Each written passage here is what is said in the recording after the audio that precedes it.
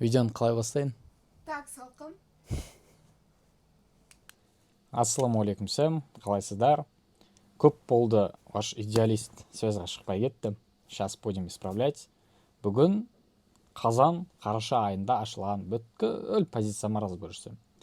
Пропсчет, личный депо от и до. Тейктар, стоптар полностью. Надеюсь, пайдалы видео болады. И, конечно же, бүгінгі видеода полный разбор рынка болады. Но основной фокуста, конечно же, мен разбор позиций. Қалай аштым, қандай логикаға сүйеніп аштым, от и до полностью айтылатын болады. Пайдалы информация в любом случае аласыздар, так что подписка, лайк и максимальный репост. Жан-жаққа таратыңыздар, адамдар көп көрсін. И Қазақстанда трейдингтің, яғни сапалы трейдингтің дамуына үлес қосайық. Берекелі видео болсын. Ал енді позицияның разборына кеттік. Алғашқы позиция менде қазанның, получается, 13 күні ашылған. Позиция $2900 профит алып келді. Вот тут точка входа, стоп-лосс, тейк-профит бәрі көрініп тұр. Вот графикте позиция осылай ашылған. Бұл жерде логика өте қарапайым. Бізде full лонговый структура келе жатыр. Яғни баға sell side ликвидностьпен жұмыс жасау арқылы buy side'қа кетіп бара жатыр. Вот и все. Осы логикаға негізделіп ашылған позиция. Вот тут мысалы біз не көріп тұрмыз? Снятие ликвидности, тест блока, дальше выход вверх. То же самое, снятие ликвидности, баға жоғары шықты, структураны закреп берді. Блокты тест жасады, блок тест жасалған кезде ашылған позиция, 4-5 РР, 0,5% риске ашылған позиция. Вот так. Нет, 0,5-тен сәл көп. Уже не помню еще процент, но уж точно мен 1% бұл жерде салған жоқпын. Өте қарапайым позиция, тест блока, выход вверх, тейк, понятное дело, бізде buy side ликвидность. Ал енді екінші позицияға кеттік. Екінші позиция менде 15 күні ашылған болатын Нью-Йорк сессиясында. Бізде бұл моментте не көріп тұрмыз? Баға бізде Лондон сессиясында полностью лонговый болды. Бізде ХТФ структура полностью лонговый, яғни баға тек қана өсуде. Осы моментте бізде пролив болады, алтын пролив болған кезде алтын тек қана манипуляция жасайды. Біздің жағдайда осы sell side ликвидность жиналды. Вот тут. Sell side ликвидность жиналғаннан кейін мына жақта уже манипуляция болып қойған, баға бізде по факту блоктан реакция алды. Диапазонның бәрін белгілейміз. Баға бізде блоктан реакция алды, дальше лонговый кетуде. Яғни sell side ликвидность жиналды, баға buy side ликвидностьке бару керек. Мен үшін таргет, конечно же, Лондонның максимумы болды. Осы моментте мен M1 таймфреймге өту арқылы позициямды ашқан болатынмын. Өкінішке орай M1 таймфрейм ашылмайды екен, ағайын, так что вот M5-та көрсетейін. Позиция менде дәл осылай M1 блоктан осы жақта ашылған болатын. Вот тут. Дәл осылай лонг позиция ашылды. Основной таргет менде, конечно же, Лондонның максимум болатын, бірақ мен өкінішке орай, ну, для опыта нормально, өзімнің тейкімді 4260-қа қойған болатын. Вот тут менде тейк профит көрініп тұр. 4260-қа қойған болатын, және де келесі күні азиатская сессия менде полностью лонговый болғаннан кейін мен өзімнің стоп-лоссымды осы азиатский минимумға қойған болатынмын. Вот тут. Баға мен стоппен алып кетті, дальше менің тейкіма барды көріп отырсыздар.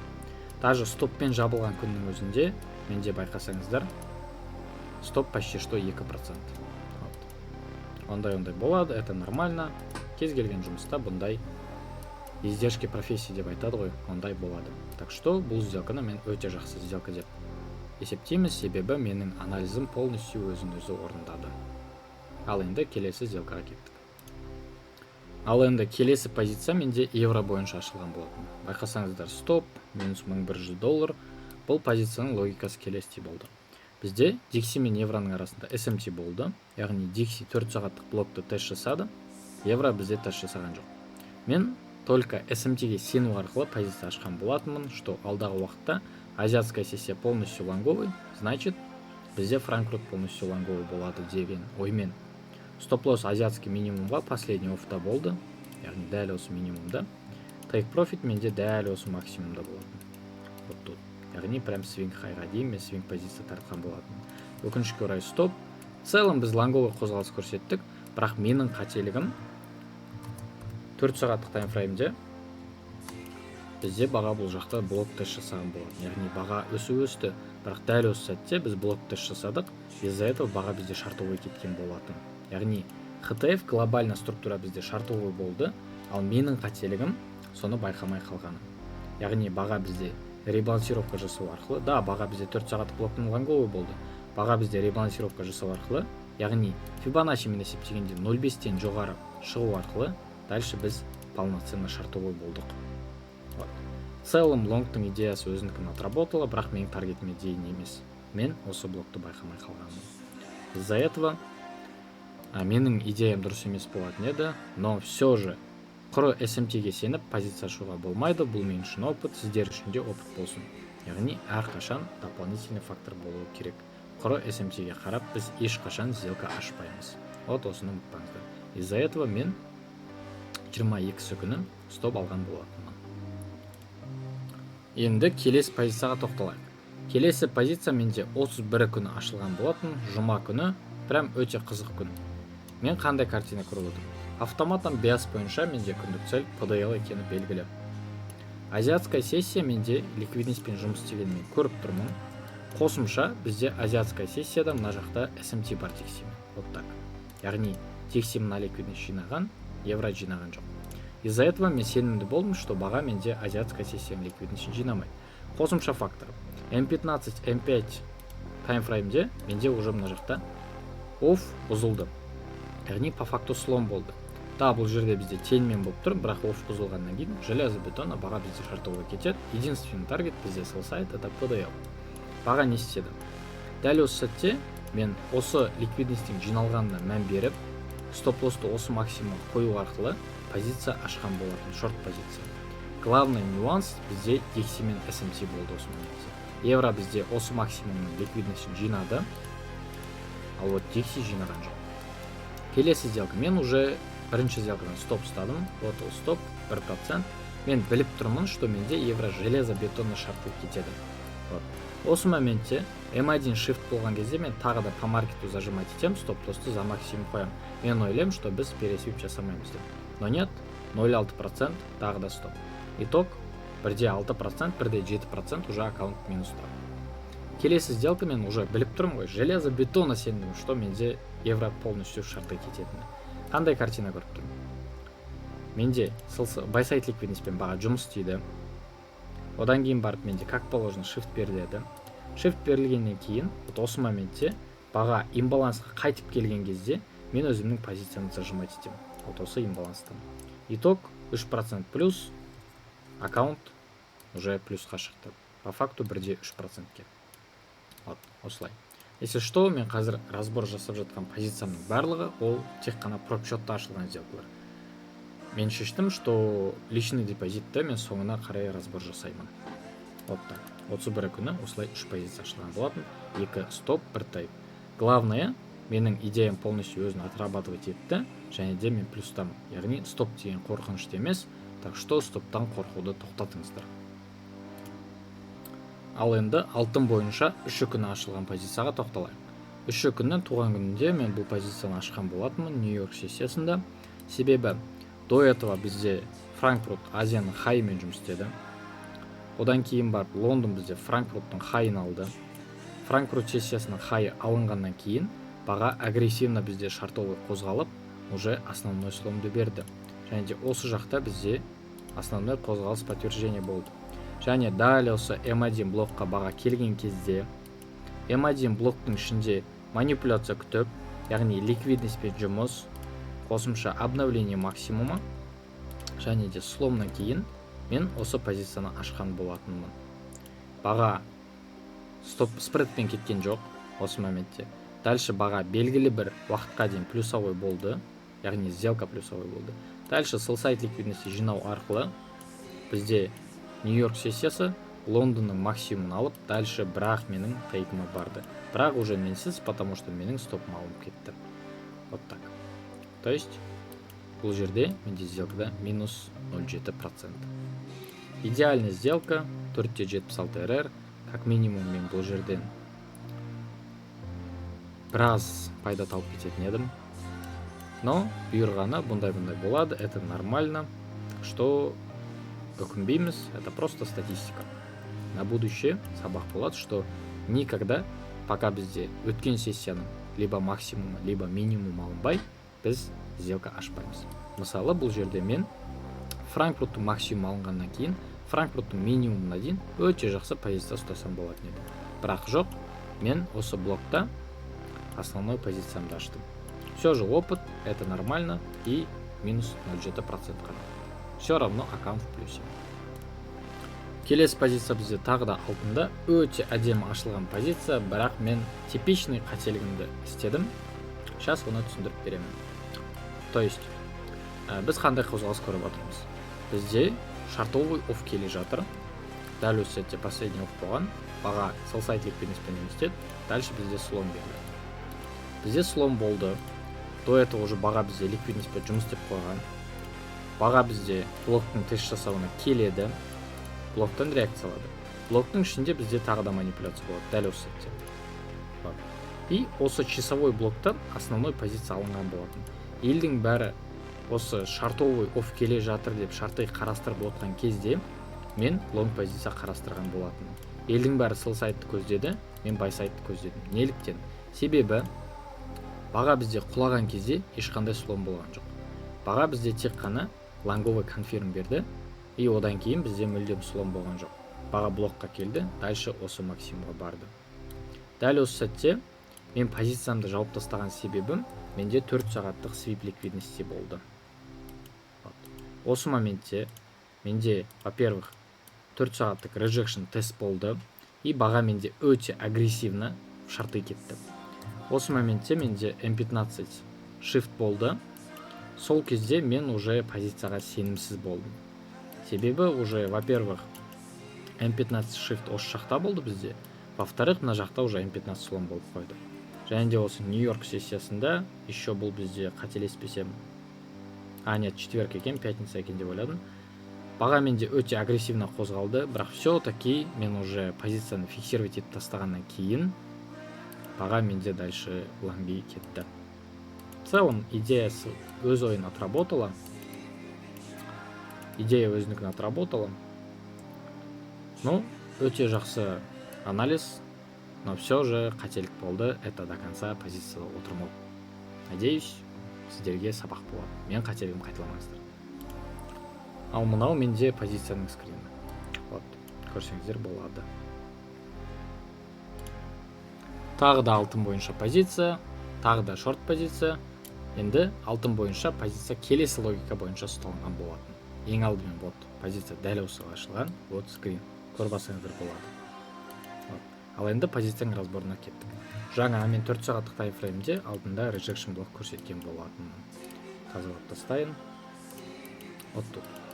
Яғни баға бізде ликвидностьпен жұмыс істеген, байқасаңыздар, көп болып тұрған азиатская сессия. Азиатская сессияның ликвидности менде жиналған болатын. Дәл осы сәтте менде ликвидность жинаған фитиль по факту rejection блок. Вот. Баға rejection блокқа қайтып келді.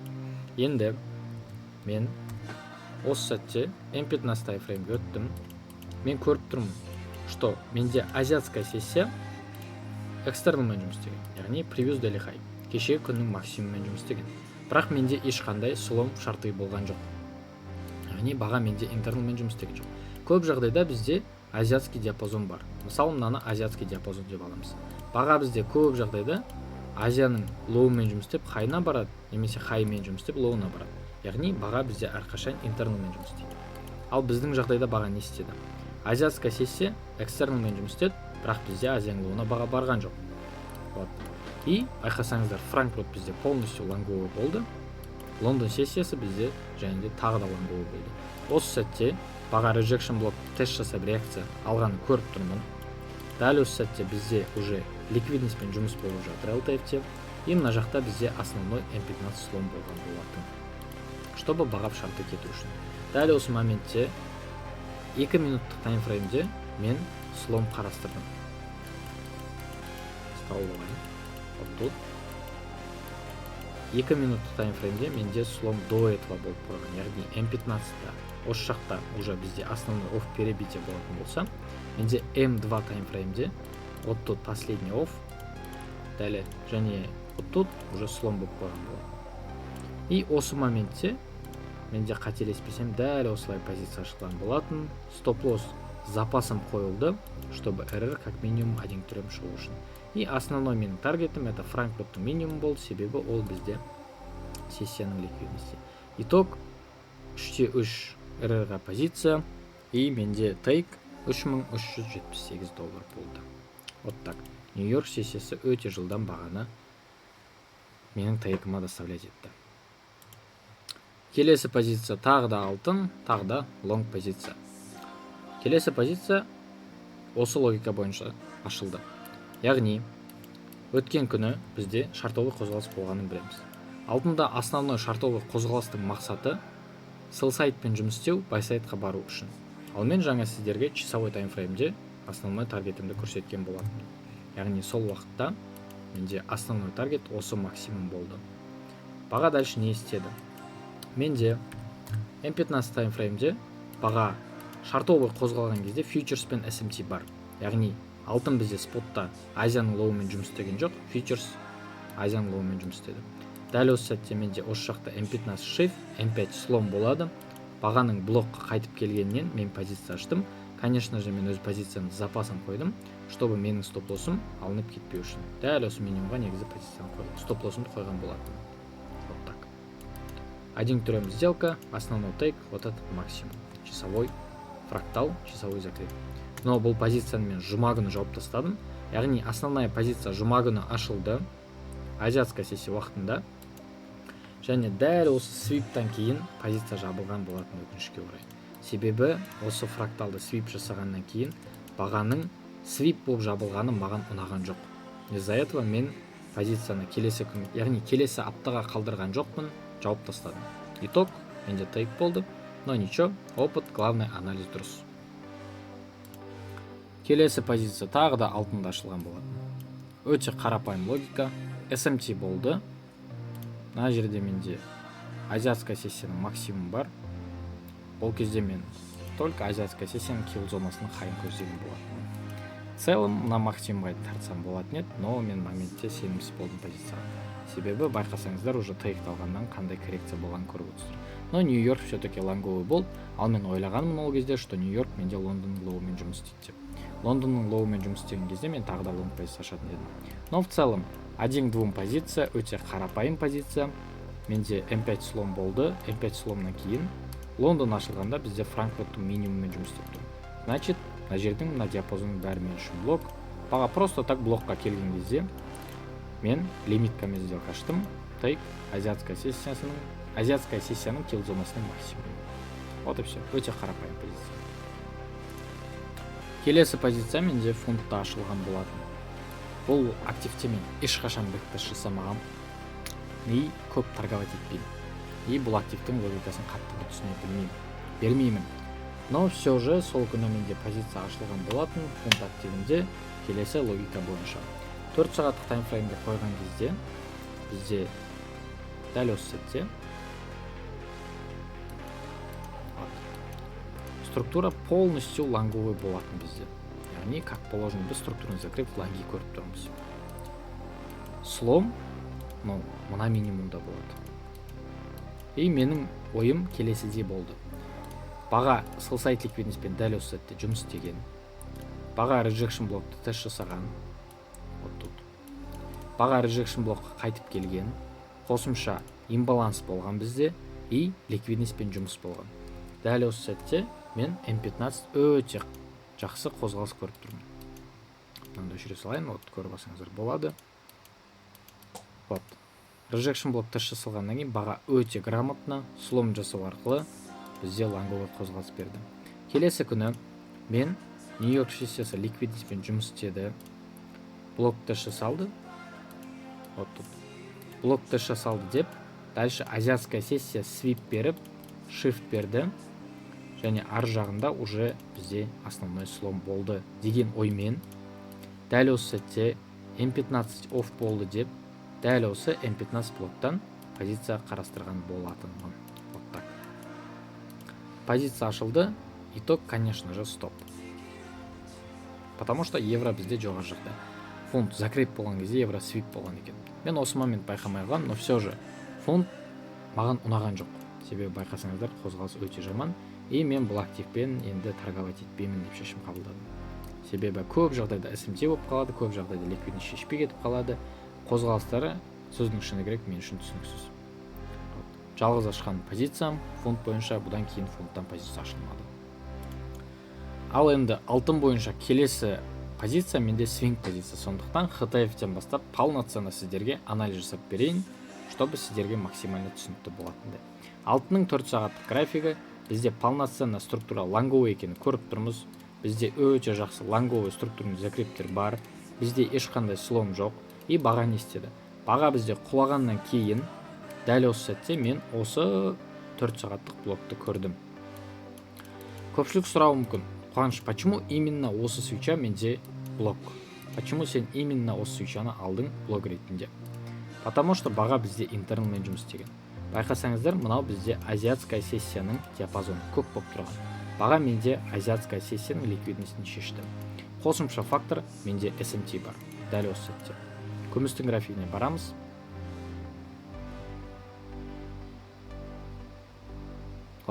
Күмістің графигіне барамыз. Дәл осы сәтте сіздер не көріп тұрсыздар? Ликвидностьпен жұмыс істеген свечаны көріп тұрсыздар. Мына диапазонды бәріміз. Күміс байқасаңыздар, поиды тест жасады, дальше full лонговый кетті. Алтын тоже самое.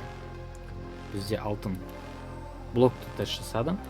Осы сәтте мен PDL алынған кезде вот так позициямды ашқан болатынмын. Стоп-лосс за минимум, take profit, вот этот максимум. Свинг позиция. Баға өте уверенно келді, яғни өте жақсы сделка болды. Структурный закрептен кейін дәл осы сәтте мен өзім сделкамды, можно сказать, без убытыққа қоя салған болатын. Итог, мен бұл сделканы 1% плюсқа жаптым. Себебі мен өзімнің стопымды қысқартқан кезде өте қатты асығып кеткен екенмін. И осы 44 диапазонында мен основной позициямды жапқан болатын. Примерно осы диапазонда. Менің стопым осы жақта болатын. И итог, баға қазіргі уақытта как положено тейкқа кетіп бара жатыр, бірақ уже менсіз. Себебі мен позициямды қате жауып қойдым. Стопымды өте қысқа қойып қойдым. Баға қайтып келді, ликвидностьпен жұмыс істеді, сағаттық блокты тест жасады. Осы сәтте қалыптасқан. Сағаттық блокты тест жасады. Дальше сағаттық слом беру арқылы баға менде дальше full лонги кетіп бара жатыр. Но ничего, опыт. Менде свинг позиция көп бола бермейді, но бұл мен үшін ашылған өте сапалы свинг позиция менің. Вот так. Осы күні жабылған болатын, яғни позиция менде 22 күні жабылған болатын, 21 күні жабылған болатын. Примерно осы диапазонда, 44 диапазонында ғой. Осы диапазонда. Баға, когда менде осы часовой закрепті берді, кажись, сол кезде мен сделканы жапқан болатын. Вот так. Ал енді келесі позиция дәл сол күні ашылған болатын. Мен бағаның Азияның хаймен жұмыс істегенін көріп тұрмын. Менде баға уже ликвидностьпен жұмыс істеуде, яғни buy side ликвидность мен үшін алынып қойылды. Нет, қателестім. Айып етпеңіздер. Менде часовой имбаланс бар, мен часовой имбалансқа коррекция күттім. Вот тут менде 9.0 свечасы басталған болатын. 9.0 свечасы басталғанда основная логика лонговый свечаға. Бізде open болады, low болады, high болады, close болады. Мен бағаның Азияның хайына баратын білдім. Осы часовой имбалансқа коррекция күттім. Осы моментте M5 таймфреймде основная позиция ашылған болатын. Яғни бізде фрактал шешілді. Осы моментте M1 бойынша позиция басылған болатын 4078-ден. Примерно осы диапазоннан стоп-лосс за максимум, take profit, часовой имбаланс и сәл одан төмен. 1,5% риск, итог 4%-ке сделка жабылған болатын. Сейчас скринді графикке қоямын. Жаңа екінші позицияны айтқан кезде қателесіппін. Сделка 1% рискке ашылды, дәл осылайынан. Яғни 1% риск 4-3, итог менде $4190 плюс болды. Сонда мен 21 күні, получается, $5000 плюс жасадым, либо 2,7 миллион теңге. Баға часовой имбалансты тест жасады. Дальше біз полноценный лонговый кеттік азиатский максимумға. Вот осылай шорт позиция ашылған болатын. И осымен менде проп шотта сделка полностью бітті. Енді біз личный депозитке кеттік. Ағайын, мен қателескен екенмін. Мен бүгінгі евро бойынша ашқан позициямда 3,5% немесе $3500 жапқан позициямды ұмытып кеттім. Вот, позиция өте қарапайым логика бойынша ашылды. Менде азиатская сессия привез лихаймен жұмыс істеп тұр. Дальше уже менде диксиде слом болды. То есть вот тут. Менде диксиде Франкфурт кезінде слом болды. Еврода біз тек қана shift көріп тұрмыз. Вот тут. Еврода бізде тек қана shift. Основная логика менде, конечно, М15 болды. Вот дәл осы сәтте мен основной позициямды шорт ашқан болатыны, себебі уже менде Dixi мен SMT болғаннан кейін мен более-менее сенімді болдым позицияға. 849 деңгейінде ашылған болатын позиция. Примерно осы диапазонда стоп-лосс за максимум. Take profit менде дәл осы фрактал болды. Неліктен осы фрактал екен мен қазір айтып беремін. Dixi-дің графигіне барамыз. Дәл осы фракталдың шешілген көріп тұрмыз. Енді мен 4 сағаттық таймфреймге қоятын болсам, менде кеше Dixi-де 4 сағаттық слом болғанын білем. Баға ребалансировка жасау үшін біз білеміз, имбалансқа қайтып барады. Баға имбалансқа қайтып берді, және сағаттық таймфреймге барған кезде дәл осы фрактал, байқасаңыздар, менде имбаланстың границасы. Менің тейкім имбаланс болды. Еврода тура сол картина, яғни баға менде часовой фрактал плюс 4 сағаттық имбаланстың тесті болатын. Бағаның баратын жері. Вот тут 4 сағаттық имбаланс тест. Менде өте әдемі позиция ашылды. Вот $3500 плюс. И өте қарапайым логика, доставка цены. Бізде новости да болды, байқасаңыздар. 8:30 бүгін бізде новости бар еді. Новости бізде бағаны агрессивно 30 минуттың ішінде жеткізіп берді. А так мен бұл позицияда қателеспесем, ну, как минимум 6 сағат отырған болуы да. 6 сағат 15 минут. Ал, хотя на самом деле таймингке мән беретін болсам, мен новости бар екен байқамаппын. Таймингке мән беретін болсам, мен 30 минуттың ішінде тайгымды алдым. Нет, бұл позицияда мен 6 сағат отырдым. Вот байқасаңыздар болады. 9:36-да позиция ашылған, 15:56-да позиция жабылды. Получается 6 сағат 20 минут отырғанның мен осы позицияда. Так что таймингке мән береміз. И в целом пропта ашылған сделкалар осы. Проптың статистикасы өте жақсы. И в целом біраз дүние түсіндіңіздер деп ойлаймын. Ал енді личный депозитке кеттік. Личный депозиттегі алғашқы сделка 13 күні ашылған болатын. Бұл сделканы сіздер уже көрдіңіздер. Просто так M5 блоктың тесті. Баға дальше байсайт ликвидностьке барды. Вот и все. Енді келесі сделкаға кеттік. Келесі сделка личный депозитте дәл осылай ашылған болатын. Бұл сделканы сіздер де уже көрдіңіздер. Жаңа бұны проптада ашқан болатын не личный депозит. Личный депозитті байқасаңыздар мен тек қана алтын сауда жасаймын. Вот тут. Баға просто так M1 блокты жасады. Дальше менде Лондон максимумда тейк болды. Итог 1-3. Вот так. Личный депозитте ашылған келесі позиция менде өзіме ұнайтын позициялардың бірі. Ол менде 27 күн ашылған болды. Дәл осы сәтте менде күміс пен SMT бар. Күміс пен SMT болғандықтан, яғни күміс менде мына максимумды алды, алтын алған жоқ. Менде часовой слом, часовой блок. Баға часовой блокқа қайтып келеді. Мына жақта ликвидностьпен жұмыс бар. Часовой блокқа қайтып келгеннен кейін дәл осы сәтте, когда менде M15 таймфреймде баға азиатский максимумды алып жатқан кезде менде основная позиция ашылған болатын. Вот тут. Баға менде ликвидностьпен жұмыс істеді. Стоп-лосс менде за этот максимум болды. Take profit менде қателеспесем 3000, сейчас белгілеймін. Примерно осы жақта болды ғой. 3904-те мен позицияны жапқан болатын. себебі қазір мен 4 сағаттық таймфреймді сіздерге көрсетемін. Вот, менің тейк профитім болды вот этот минимум. Аға байқасаңыздар, ол минимумға барған жоқ. Менің основной тейкім осы минимумда болды. Оның причинасы өте понятный. 1.10 позиция өте маған ұнайтын позиция. 2 күн ұсталымда, 2 күнде 1.10. Өте идеальный позиция десем болады. Оның себебі фьючерс. Фьючерс менде уже ликвидностьпен жұмыс істеп қойды. Вот тут. Уже менде ликвидность салынып қойылды. Да, менде ликвидность салынып қойылды. Ал споттың графигінде менде ликвидность салынбады. Вот и все. Екеуінде SMT болды.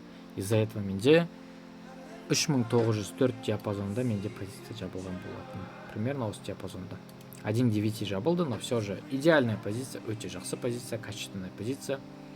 Басқа айтар сөзім жоқ. Бұл позицияға да ағайын разбор жасап керек емес деп ойлаймын, себебі дәл пропта ашылған сияқты позиция болатын, основной таргет вот этот максимум. Бірақ, к сожалению, дәл проптағыдай мен бұл сделканы осы максимумға дейін ұстай алмадым. Әйтпесе идеальный 4-5 РР-ға сделка бұл позицияда примерно осы 79 диапазонда жабылған болатын. Дәл осы жақта. Вот так. Осы диапазонда бұл позиция жабылған болатын. Өте өкінішті, но в целом анализ дұрыс, болашақта доход көп болады. Опыт. Бұның бәрі статистика, бұның бәрі маған польза. Да, мен кішігірім пайданы алмай қалдым, бірақ мен опыт жинадым. Бұл өте жақсы. Келесі позиция тоже самый ағайын. Мына жақта 4 сағаттық rejection тесті, жаңа проптың разборында айтып өткен болатын. М2 слом, тест блока, дальше шарты, франктың луын 1.3 позиция ұсталынған болатын. Вот и все, бұған да разбор керек емес. Келесі позиция ертесі күні ашылған болатын. Дәл осы диапазонды мен М15 блок деп алдым. М15 блокқа дейін. Селсайт алынғаннан кейін блокқа дейін позиция ашылған болатын. 1.2. Вот так. 3978-де позиция ашылды. Take profit по факту бізде 4005. Ток 270 пипс. Осылай. Ал ағайын, келесі позицияға да разбор керек емес. Тура жаңа М5 блок, тура жаңа азиатская сессияның килл зонасының максимумы. То же самое 1.2 позиция ашылған болатын. Личный депозитта келесі ашылған позиция, менде уже мына жақта М5 слом болған болатын. М5 сломнан кейін бағаның М2 блокқа қайтып келген күттім. М2 блоктан лимиткамен позиция ашылған болатын, дәл осы ликвидностьтің алынғанына. Итог стоп, а так сделка 4 РР-ға еді. Байқасаңыздар, баға дальше шартовый кетті. Но все же менің қателескенім ол 5.00-ның хайын 7.00 алып тұр. Ал 7.00-де біз білеміз, Нью-Йорк сессиясының килл зонасы басталады. Просто так таймингте мен қателескен болып отырмын. 7.00 ашылды, бізде байсайтмен жұмыс істеп, келесі таргет бізде, конечно же, селсайт болды. Вот так. Ал келесі позиция, личный депозитте ағайын тура сол күні ашылған болатын. Мен уже білем, бағаның шартовый кететін. Неліктен? Себебі байқасаңыздар, баға бізде интерналмен жұмыс істеген жоқ. Нью-Йорк сессиясы full лонговый, Лондон полностью лонговый. Да, бізде Лондон Франкфурттың минимумын алып кетті, бірақ Лондон лонговый. Нью-Йорк Лондонның лоуымен жұмыс істеген жоқ. Азиатская сессия бізде байсайтты шешті, яғни превьюз делихайды шешті, но селсайтпен жұмыс істеген жоқ. Франкфурт лонговый. Азияның хай алынды, бірақ Франкфурттың лоу алынған жоқ. Егер де Лондон Франктың лоуын алған кезде мен ойланатын едім. Вот мынау менде лонги болуы мүмкін деп. Но нет. Бізде дальше уже Лондон сессиясы байсайт ликвидностьпен жинады, основной слом болды. Дәл осы моментте мен полностью разброд болатын. Білгеннен кейін, байқасаңыздар, мына сделкада сол логикаға сүйеніп ашылған болатын. Мен шорт позиция аштым. Интернал ретінде мен Франкфурттың минимумын алған болатын, изначальный таргет. Бірақ. Дальше азиатская сессияның минимумы тұрды менде. И основной тейкті мен азиатская сессияның минимумына қойдым. Итог тейк 6.19%. Ал келесі позиция ғайын, ол стоп болды. К сожалению, мен бұл күні биасты қате определять еткен. Менің планым бойынша баға құлағаннан кейін, как минимум Нью-Йорктың ликвидностьін жинап, одан кейін шарты кету керек болған. Но нет, баға бізде тупо шарты кетті, и по биасу бізде PDL болатын, PDL-ді алды. Мен бұл жерде неге сүйендім позиция ашқанда? Азиатская сессия шартовый, ликвидностьпен жұмыс еді, яғни sell side. Менде Лондон келді, франктың хайын алды. Дәл осы моментте закрепті көріп тұрмыз. Дальше франктың лоуын алды. Вот осы моментте біз уже снятие ликвидности. Байқасаңыздар, снятие ликвидности болғаннан кейін баға основной лонговый қозғалыс көрсеткен болатын. И мен осы диапазонды блок ретінде алдым. Себебі ликвидностьпен жұмыс болған менде. И дальше лонг позиция осы блоктан ашқан болатын. Моментальный стоп. И бұл реально қате сделка. Себебі изначально контекст қате определение болған. Ал және бізде ең соңғы позиция 24 күні ашылған болатын. Дәл осы М30 блоктан позиция ашылды. Өте грамотная позиция, бірақ, к сожалению, мен до конца ұстай алмадым бұл позицияны. Себебі, когда менде баға Азия хайдың максимумында фьючерс пен SMT беріп, уже мына жақта свип, М15 shift и М5 слом берген кезде мен позицияны жауып тастадым. Потому что менде стоп без убытокта тұрған. Итог менде 1-2 шықты. Менің позиция жапқан моментім примерно 69 диапазон қойдым. Вот тут. Примерно осы 69 диапазонда мен позиция жауып тастадым. Потому что мен ойладым, что дальше шарты кетеді. Нет, баға тейкке барды. Ал основной тейк менде привязуки хай, яғни экстернал болады. Себебі менде полноценный экстерналда 4 сағаттық закреп бар еді. Елдің бәрі шорт позиция қарастырып жатқанда мен лонг позиция қарастырдым, бірақ өкінішке орай до конца бұл лонг позицияны ұстай алмадым. Ондай болады, чисто опыт и все. Дальше уже ағайын позиция қалмады, басқа позициямен личный депо пропта ашқан жоқ. Бүгін ашылған позиция последний евро бойынша болатын. Личный депода мен только алтын торговать етсем и алтын бойынша статистика жинаймын. Личный депоның статистикасын мен қазір графикке көрсетейін. Вот личный депоның статистикасы, бұл жақта екінші аккаунттың статистика әрине салынбайды. Итог 200 000 теңгеден басталған личный депозит, если что, үстіне 150 000 теңгемен құйған жоқпын.